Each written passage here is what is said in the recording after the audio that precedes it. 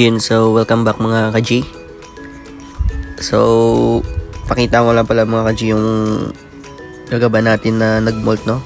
Yan, Sargento yan. So, naka-dalawang molt to guys. Yan yung balat nyo. Yan yung first molt niya. Tapos yan yung nag-second molt siya. Yan. So, itong gagamba na to guys, no? Na kinuha ko lang, nakuha lang namin sa wild to, maliit pa. So, inalagaan natin. Ayan. Ang ganda, oh. So, yung previous na kulay nito guys, medyo pula, no? Na Sargento. May pagkapula. So, after 2 molds niya, nagiba yung kulay. Naging brown. Na parang may pagka-tigre siya guys. Ayan.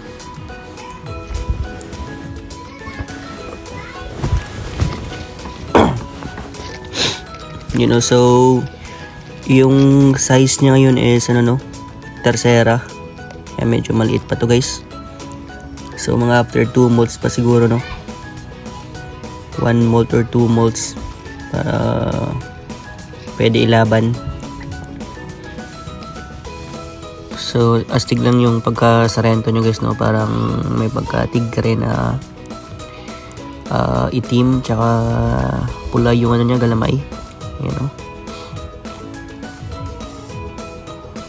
Ayan.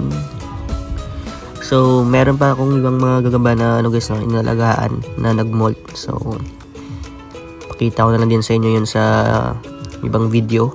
Ayan.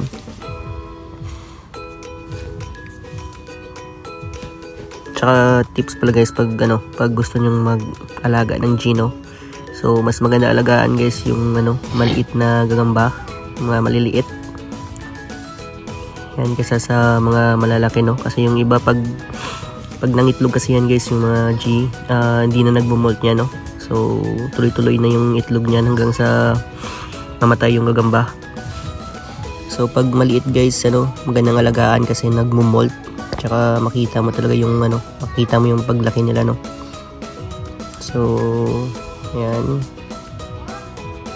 Sa akin kasi yung mga kinukuha ko na maliliit na gagamba, yung mga tala tsaka Sargento lang. Yun yung mga inalagaan ko. Yung pinapalaki ko. And so, mas magandang guys, mag-alaga ng maliit na gagamba. Tsaka habang nagbumold sila guys, umiiba yung kulay nila. Nag-iba ng kulay. Depende sa depende din sa yung binabahayan nila. Yung dahon na tinitira nila yung. So kung gusto nyong itim na gagamba or itim na G, yung pag next molt niya, lagay nyo sa guys, itim na dahon, no?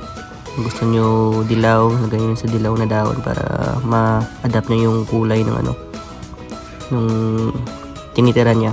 So yan. So, meron mo tayong mga tala dito guys na G na inalagaan, no? So, pakita ko lang sa inyo sa next video natin.